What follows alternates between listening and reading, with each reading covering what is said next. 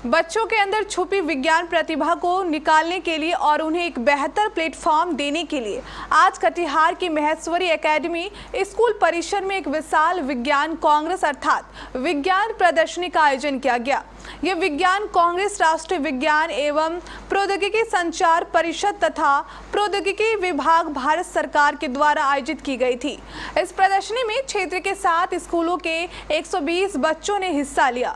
इस विज्ञान कांग्रेस के दौरान बच्चों ने एक से बढ़कर एक नमूने प्रस्तुत किए। प्रदर्शनी के दौरान बच्चों के इनोवेटिव आइडिया को देख लोग मंत्रमुग्ध हो गए। हमने बनाया इकोसिस्टम पे बनाया है।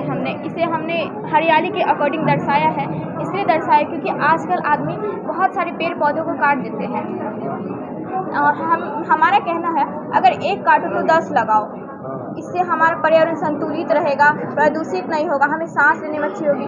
दूसरी बात बिजली उत्पादन आजकल बहुत कम हो रही है। बिजली की बहुत खपत हो रही है, पानी की बहुत खपत हो रही है।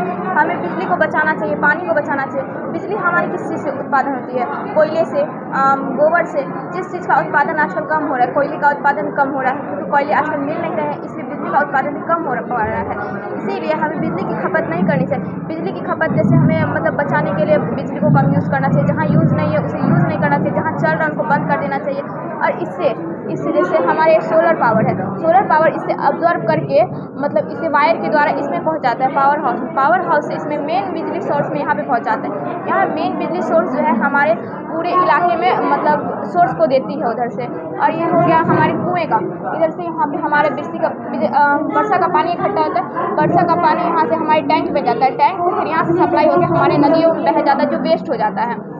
इसीलिए हमें हमारा पर्यावरण प्रदूषित नहीं करना चाहिए। हमें कूड़ा करकट नहीं फैलाना चाहिए, पेड़ लगाना चाहिए, ऑक्सीजन मिलना चाहिए हमें, तब ना हम स्वस्थ रहेंगे। जैसे कि हमारा आहार कैसा हो, हमारा पोषण कैसा हो, स्वास्थ्य कल्याण को कैसे बढ़ावा दे, इसी पे हमने ये प्रोजेक्ट बनाया। ये कैसे होगा बताइए, एक्सप्लेन कीजिए। जैसे कि हमने यहाँ पर योगा को दर्शाया। अगर हम अपने दैनिक जीवन में योगा को शुरू करते हैं तो इससे हमारी कई सारी बीमारियों से लड़ने के हमारा शरीर स्वस्थ रहता है, हमारा बेहतर पाचन तंत्र स्वस्थ रहता है। इसी प्रकार हमने पेड़ पौधे लगाए हैं कि अगर हम आजकल देखें तो बहुत सारे पेड़ पौधे काटे जा रहे हैं। अगर हम लोग निरंतर पेड़ पौधे काटे जाएंगे तो हमें ऑक्सीजन लेने में बाकी बहुत सारी कठिनाइयों का सामना करना पड़ेगा। अगर हम अगर एक पेड़ पौधे काटते हैं तो हम लोग को 10 लगाना चाहिए कि हमारा आने वाला जनरेशन भी अच्छे से रह सके और पर्यावरण असंतुलित ना हो। हमने यहाँ पर भोजन लगाया कि आजकल बहुत सारे जंक फूड सब खाते हैं, जिसकी वजह से कि हमारा शरीर बहुत सारी बीमारियों को झेलना पड़ता है। इससे हमने कई सारे फ्रूट, फल, सब्जी वगैरह लगाए जो हमें रोज़ खाने चाहिए। और हमने यहाँ धूम्रपान, आजकल 15% लोग धूम्रपान के शिकार हो जाते हैं। इसकी वजह से कि बहुत सारे कैंसर जैसे घातक बीमारी फैल सकती है, जो कि हमें इनसे दूर रहना चाहिए। हमने हॉस्पिटल दर्शाया है जो कि साफ सुथरा रहे तभी अच्छा है। इसमें पैदावार भी दिखाओ। और इसकी फसल शुद्ध और पौष्टिक होती है। इसमें कोई रासायनिक पदार्थ नहीं होती है। इससे मिट्टी की नमी बरकरार रहती है और इसकी उर्वरकता शक्ति। इसके मकसद क्या है, क्या बताना चाह रहे हैं? इससे जो हमारे किसान हैं उनको ये पता चलेगा कि उनकी मिट्टी में कौन कौन से न्यूट्रिएंट्स हैं। जैसे क्या हो सकता है उनकी मिट्टी में नाइट्रोजन की कमी हो, तो अभी तो इसमें नाइट्रोजन और फॉस्फोरस सेंसर्स नहीं है, NPK DAP सेंसर, बट इस मशीन में वो इंटीग्रेट हो सकते हैं आगे चल के। उनको अभी एट प्रेजेंट ये पता चलेगा कि उनका मॉइस्चर कितना है, मिट्टी कितनी गीली है। जैसे चावल है उसके लिए हमें ज़्यादा गीली मिट्टी चाहिए होती है और दूसरे जैसे ज्वार बाजरा ये सब के लिए कम गीली मिट्टी चाहिए होती है। तो ये वो अभी एट प्रेजेंट टाइम में ये बता देगा कि ज्वार बाजरा के लिए आपको कितनी चाहिए और चावल के लिए कितनी। और अगर हम लोग इसमें NPK सेंसर वगैरह ऐड करें तो उनको पता चलेगा कि उनके सॉइल में नाइट्रोजन की कमी है, तो वो सिर्फ नाइट्रोजन यूज़ करेंगे। अभी क्या होता है लगभग सारे फर्टिलाइज़र वो लोग यूज़ कर लेते हैं, उनसे उनका कॉस्ट भी बढ़ता है और ज़्यादा फर्टिलाइज़र यूज़ करने के कारण सॉइल फर्टिलिटी भी घटती है। तो ये इस तरह से उनका हेल्प अपने इनोवेटिव प्रयोग के माध्यम से बच्चों ने समाज पर पड़ने वाले प्रभाव एवं उनके परिणाम को बड़ी बारीकी से दर्शाया था। प्रदर्शनी का आयोजन कर रहे शिक्षक ने बताया कि आज के इस कांग्रेस में बेहतर प्रदर्शन करने वाले बच्चों को न सिर्फ पुरस्कृत किया जाएगा बल्कि उन्हें राज्य स्तरीय प्रतियोगिता में भाग लेने का भी मौका दिया जाएगा। इसके पीछे मकसद है वैज्ञानिक अभिवृत्ति का विकास करना, वैज्ञानिक जागरूकता लाना। बच्चे अपने अध्ययन काल से ही शोध को सीखें, रिसर्च वर्क सीखें, अपने आस पड़ोस हो रही घटनाओं को एक्सप्लोर करें। बिहार का कोटा 30 का है, स्टेट लेवल पर राज्य स्तर पे 50 का चयन होता है, फिर उनकी कार्यशाला आयोजित कर उनमें से 30 बेहतर प्रोजेक्ट को आगे राष्ट्रीय स्तर पे भेजा जाता है। पुरस्कार वगैरह भी मिलेगा? हाँ बिल्कुल बिल्कुल। क्या करना है? आज हम जिला स्तरीय बाल विज्ञान कांग्रेस का आयोजन कर रहे हैं।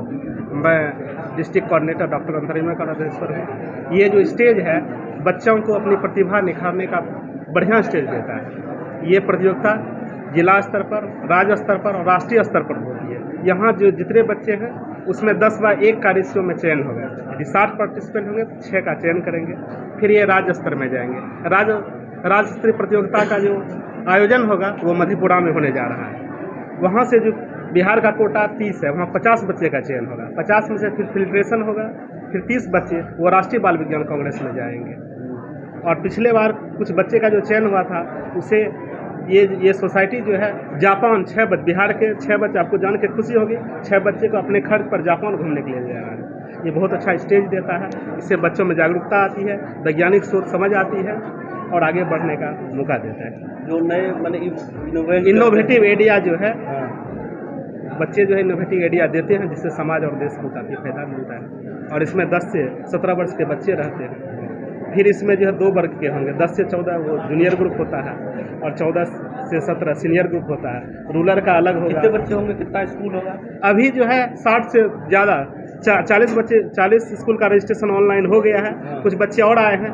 60 स्कूल से ज़्यादा प्रतिभागी हैं। 120 बच्चे हैं और 60 टीचर यहाँ हैं। मेरा नाम डॉक्टर अंतर्यामी कुमार अधीश्वर, जिला समन्वयक कटिहार। मकसद क्या है इसका?